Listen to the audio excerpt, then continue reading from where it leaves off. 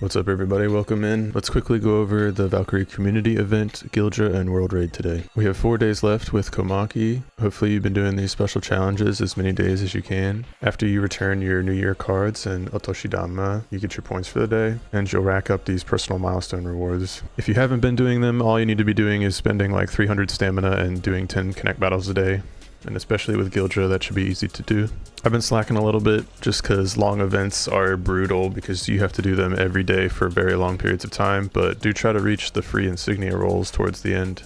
And there's some good diamonds and high boost, as well as chalices scattered throughout. Our Gildra is Fubuki. Whenever there's not an event connect battle going on that's obviously going to be around for another 4 or 5 days, then they've reverted to doing the regular 9-star CBs in the rotation. Now that this is our 3rd cycle doing a normal 9-star CB, very important to know that you can run the 10-star 5 times a day and you will get 450,000 points, which is triple of a 9-star solo run. I unfortunately did not run my 10-star runs yesterday, so this set of Gildra I will unfortunately get 1 less set of runs as a 10-star, if that makes sense. If you run Gildra from day 1, right off the bat, then you can have an extra set of your 10-star runs on any day of your choosing if you double up. And what I mean by that is your 10-star runs will reset at 1 a.m. or your equivalent to that, which I believe is 2 UTC now with daylight savings time. Let's say on the last day of Gildra, you run your 5 chances of 10-star and then you save the rest of your time remaining until the next day and run your next recharge of your 10-star runs again. You can get double 10-star runs in 1 day during a Gildra now. That'll help you optimize your points, and of course all you'll need for that is a support lock hero, so let's quickly go over that if you don't know what that is. To find your support lock heroes, come into your hero page and filter by the state of second awakenable. I also like to sort by awakening level to make it a little bit more clear as well. So if you have any of these heroes, they will show up here, and effectively leveling an awakening past 26 is called a second awakening. There's 2 different types of second awakenings. There's a support lock, which you will need for 10-star runs, otherwise you will effectively do nothing in the battle. And there is Blight Warp Resistance. That's for limited EXs only. Today we're concerned with our support lock heroes, so if you don't know who those are on your account, the best 2 most common ones are Celestia and Fatma. I know a lot of people have Fatma now. She's kind of an older Vindicator. You might have the hero, but if you don't have them awakened to level 33, you will not be resisting the field effects on a 10-star run. It will cost you 200 boost potion to awaken to level 33, 50 at 27, 50 at 31, and then 100 to get 33. So they're not cheap. You kind of have to pick them wisely. That's why Celestia is a very good general one. She can pretty much get sent into anything, even if it's an Acer. You're not really worried about her getting CC'd. She's literally just there to stand there with support lock. Now that you have your support lock hero and have dumped another 200 high boost into something you didn't think you needed, you can run 10 stars. Just as an example, since I've already used my 10-star charges today on Fubuki, I'll do it for Aegir. Why not? And as the 10-star run, will be dropping the high runes and mine demon fossils, which you'll need for other second awakenings. This is the team I use for Gildra. I'm just gonna have my Gildra set run in here and do a 10-star Aegir just to show you. We're bringing our Celestia as our support lock hero, and you can see here that she will provide it to the 3 allies with highest attack. If you really like, you can go through and see who those 3 heroes on your team will be. 45k on Ilith, 71k, 56k, 58k, 67k.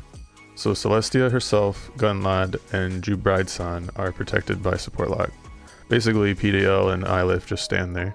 I mean, at a certain point in today's modern meta, once you have your support lock hero, they will carry and do the rest for the team. You really won't have to do much at all. As you can see, PDL and Ilith are having a very hard time generating any skill gauge. That's because they are not protected by the support lock field.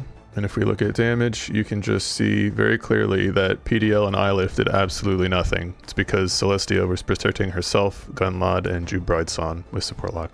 So ultimately, you can use the 2 slots on your team that will not be covered by support lock if it's a 3-man coverage with any other passive or opener skills that you're missing on your team. So let's go into 9-star Fubuki. And just to prove my own point, I'm sure I could be optimizing this much more and use a progenitor if you have them available. I could drop Jubride-san and bring a 3rd light unit to have Asgard's effect come into play. So if I dropped her and brought Finis, that would get both since I have a light unit in each row and then them other matching 2 other than the 3 light. These effects are insanely bonkers. I'm sure if you already have unlocked your progenitors, then you start to know how powerful they actually are. Whenever you can use these and manipulate your team comp and not lose out on too much effectiveness, definitely use them. These all stats stack. Another reason why Celestia is so strong, she's a light unit in the melee that can proc Asgard's effect. So let's just slap some gear on Phoenix real quick and run in there. And since Fubuki and her crystals are water, of course, the Gale Arbor set is an amazing set to be using here.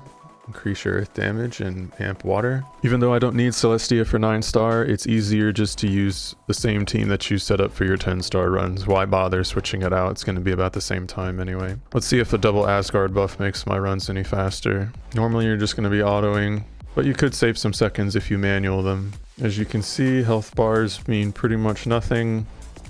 And I do believe this was 2 or 3 seconds faster than my PB from yesterday's runs, so I'll probably just roll with this team and drop Jude Brideson so I can use double Asgard buffs. And just to show, when you run a multi, you earn an extra 15k points. Although I do recommend if you're going to run multis, you go to an obscure channel like deep in the hundreds.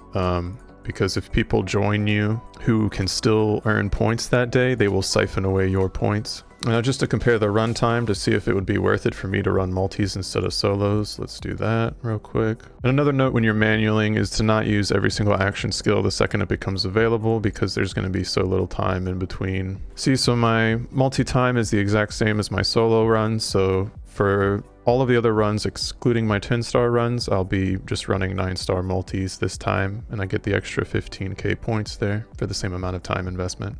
Alright, so hopefully that improves your Gildra runs a little bit. A final note, when you're looking for passive amp coverage, just come in here, take a look at what the boss is. She's a ranged airborne female Therian of the water element. So if you've never used this sort feature before, it is a lifesaver when you're trying to build a team. You can come up into the damage up skills section and check for one element or component at a time. So let's see any airborne amps. The game detects Celestia has one, so if you go into her passives, and you'll see that it is only to herself, unfortunately. So ideally you're looking for all ally constant. Those are the best, so you don't have to cover them on an accessory. She does give all ally 30% to beast, which helps with the crystals, and 20% light damage. So since I only have airborne killer on Celestia herself, you'll want to cover airborne amp on an accessory for everybody who doesn't have it. Good examples of that are the Star of Temptation, which is a 30% coverage to self at a 5-star. It's one of the strongest ones.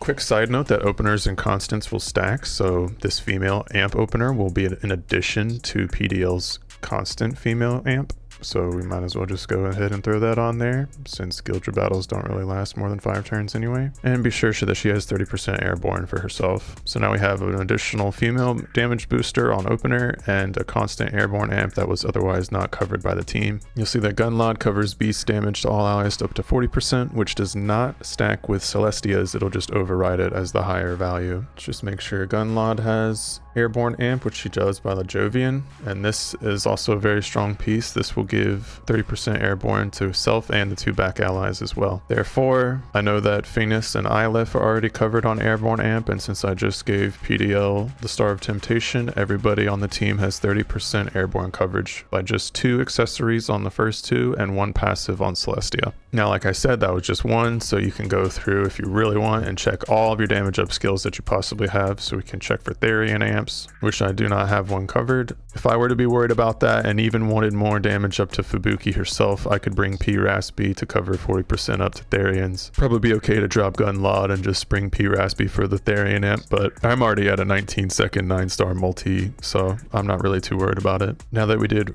race, altitude, you can also check your water, which P-Raspy seems like a very strong candidate for that as well, since she covers damage up to water. Albeit that's on her action skill and not an opener passive, so the moment that P-Raspy casts her first action skill, the whole team would get a 30% damage up to water element enemies for 3 turns, which would effectively be most of the rest of the Gildra fight at my speed. So P-Raspy would be a pretty good candidate there. Maybe worth dropping Gunlod, and those extra buffs might spare me a couple extra seconds maybe. Finally, after you've done race, altitude, and element, you can do gender amps and row amps. So I know that my PDL covers my female amp, one of of the core female amps in the game. 30% damage to females increase for all allies. And finally, if I had a range row amp, it would be one of these three. I don't have very many available, but honestly, might shave off a second or two and I'd have to manipulate around to make Asgard still work, but it has potential. I could drop Gunlod and bring Yggdrasil since I also run 2 other humans, but then this would only give the ranged row amp to Yggdrasil herself and PDL and Celestia as they're the only other humans. So when you're team building, just keep in mind all that extra stuff. If you don't cover it on an all ally passive, then be sure you're equipping an accessory to fulfill that on the people who don't get that buff. Alright, that's enough rambling about Gildra. Let's go over to the world raid. Just a quick side note here before moving on. The 2 elements that are boosted for this is fire and earth. However, here I'm going to make a light element team. Just use the same process for doing whatever element you're going to build. I literally only realized it after recording and editing most of this video, so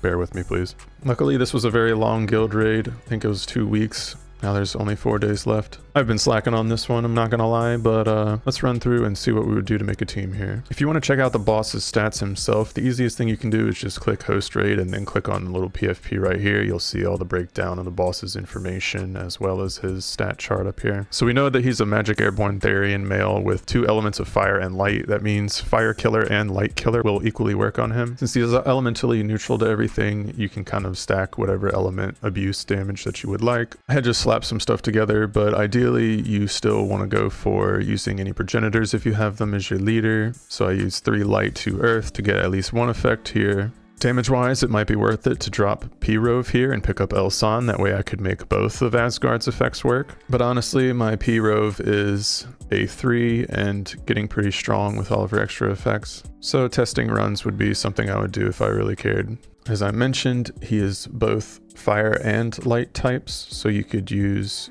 any fire killer gears or light killer gears on this boss. More often than not, you're going to get a better bang for your buck out of the killers because all the modern artifacts allow you to go up to 12% killers, which is going to be a little bit better than 8 or 10% on your Therian amps in general or your airborns. Definitely be something to look out for because you want to keep farming world raids because of the availability of these new artifacts. Silver Abyss was a really good set. Arisen was also a good set. The Arisen set lets you cover all killers up to 8%, and Silver Abyss gives you Dark and Fire Killer up to 10%, so they're a little bit stronger on those two. And as I mentioned, all of the other specific sets, they let the 1 element that they counter go up to 12%, so ideally you'd be using those. I'd gotten some gear since then, so I really just slapped on some stuff. Probably just even used the existing set that I already had from the last world raid. Once again, we could go through and do the same thing that we did for Fubuki and check all of our damage ups. Once again, we need a damage up to Therian, so P-Raspy might be a better call than Gunlod here.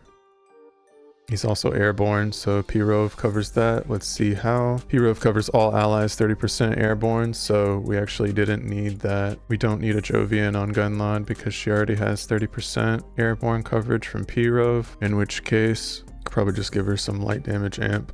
Lightning Glaives would be a really good gear here, as it does your airborne coverage as well. We'll just swap for Silver Hammer here, triple hit light damage. Focus on the light damage for this comp. When you're looking for a male amp, it's going to be a lot harder to find than female. There's much less options for that in the game. If you ever need a male amp, just try to use your Lif. She's the best male amp that's easily accessible, although unfortunately it only gives it to female allies. So if you bring any males, they will not get male amp themselves. And he was also in the magic row, so we could check that as well, although I only have a few of those available as well, and Gunlod covers that for me, so dropping Gunlod may not be the call there. Gunlod's magic row amp is only on an action skill. It's not a passive, so it's an active buff.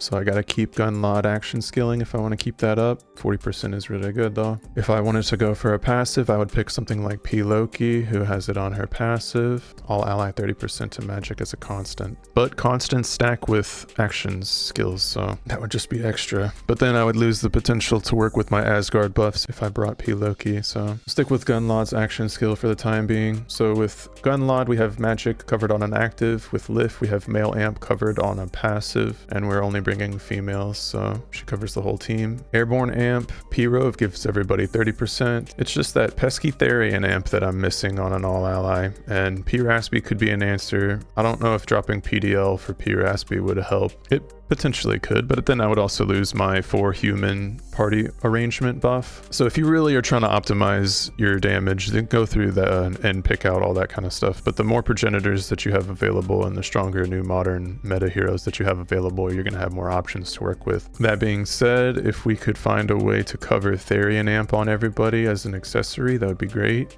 So even dropping like even using a Destiny's Star would be a good call, even if it's a mismatch on an attacker. This is just 25% raw damage up to Therians that she would otherwise be missing. This constant will not stack with P-Rove's 30%, but this item has a good 30% all stats and opener buff, so I'll switch to that there for her. And I just had this artifact slapped on, so let's switch it to a 12% light killer.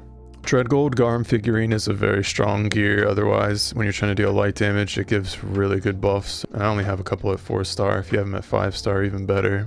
Gonna focus on light damage a little bit. And that being said, I also want to cover a light amp up as well. In that case, the Midday Testament is very strong. If you have not farmed these from your heinous battles, you should definitely be going back and farming these ones. They're how you supply an element boost if you can't cover it on a passive. All right, I had to take a little break to let my dog munch on our food bowl over there. Wanted to clarify something for this damage up skill sort. When you're doing it by element, this is damage up to that element. So the one thing that the filters cannot sort by yet is just element damage up for yourself, which is really unfortunate. So since I'm wanting to stack light damage on this team, I would need to check if anybody has a light damage up passive, which they do not. And with that being the case, makes it all the more important for me to have these Midday Testaments so I can at least increase their light damage by 20% as a constant. And I'll need to make sure that everybody has one. Like I said, I just slapped on some stuff from previous runs, so I wasn't really paying too much attention. Go ahead and throw the light res down on her. This is from Heroic Wanderer Tier 2. If you're able to start farming these, that'd be another really good help. These really help with shredding elemental resistances. As you can see, I had grounded amp for this because it was just from some previous thing, so don't be lazy like me and go through and build your teams properly. Just head of the old artifacts as well. Here we go, 12% light killers. I know I have a light element at least. It's weak, a little bit weaker, but we'll stick with the light damage. And we were trying to cover Therian Amp on everyone else, but I don't think that's going to be possible. I unfortunately only have one Destiny Star. I think that's my most common Therian Amp. Honestly, I couldn't tell you if I have a single other... Oh, I lied. Forgot about Compass of Legends. So if you don't have Therian Amp coverage, you can use Compass of Legends on your magic range Human Therian Jotun. I'm actually going to switch this for Juno's gear. And once again, I need to give her light coverage, Midday Testament. Where are... Oh, actually, Life of the Phoenix would be amazing here. She won't need the Airborne Amp, but... this constant buff could cover 2 allies with the highest light resistance, so Life of a Phoenix is also a way to cover light element damage. So let's check on the team who has the 2 highest light res, that way we don't have to cover it with something else. Lif is neutral, P-Rove is about the same, Wolfen's about the same. It might be hard to tell on this one. PDL definitely is a little bit more, and Gunlad not so much. So PDL is 100% covered, which means she does not need the Midday Testament. She will get 30% from P-Road's Life of the Phoenix. We can just give her Gold Garm Nutcracker anyway, amp up her earth damage. And I'm not really sure who we're going to be saying has the higher light res, but I'll take this opportunity to show you when you're looking for effects like that. Good opportunity to go through and use this sort feature that I've never used in years. So let's cancel out of the awakening thing that we were looking at earlier, and let's look at light resistance. I might have to take a break from recording and download all the additional data and stop getting those resource SSL errors, so BRB. Alright, well, a couple hours later, I'm finally back to recording this, so let's get through the rest of it quickly. This video has gone on long enough. If any of you weren't aware, you can use this sort by resistance mode to check the resistance of anybody. So let's do the 5 people on the team. We knew Gunlon wasn't there. DL has positive 10. Roveria is neutral at 0. Lif is neutral at 0. And Lofen is neutral at 0. So that's not very good. That means there's going to be a 3-way tie between the second person receiving it, so I might just have to cover more than I would really want to. So as it turns out, it may be that going light damage isn't the way to go on this world boss anyway, because the 2 boosted elements are fire and earth, which I didn't even check before all that. So now you know the process, but I might need to be rebuilding the team to be earth centric instead of light. If that's the case, I'll probably switch over to PRASB, but I'll worry about doing all that in the off time. And with 3 earth, I could still potentially use Yggdrasil as my party leader buff. So in the meantime, let's just slap on my other Midday Testaments and get a move on. And just for the Therian Imp, I will be using a mismatch type again on the Ranger human who can use it. I'm just going to test this light team's damage as a new host. Alright, defeated within 2.5 minutes and only a couple others joined, so it seems like light worked out alright. This world boss seems pretty weak if 3 people can beat it in under 2 minutes. Light damage was not slacking, not quite sure how he did 0 damage, but I guess he's a pushover. Once again, this could easily be improved by making an Earth-centric team or activating double Asgard buffs by having 1 light in a melee row somewhere. Things are possible. If you're still here with me, thank you for watching this very long-winded monologue about a couple different modes. I know I have a lot of more work in the pipeline, and trust me, it's coming. I'm getting my energy levels back up and getting ready to post more Valkyrie stuff. Keep this game alive. Until next time, everybody, Foots out. Cheers.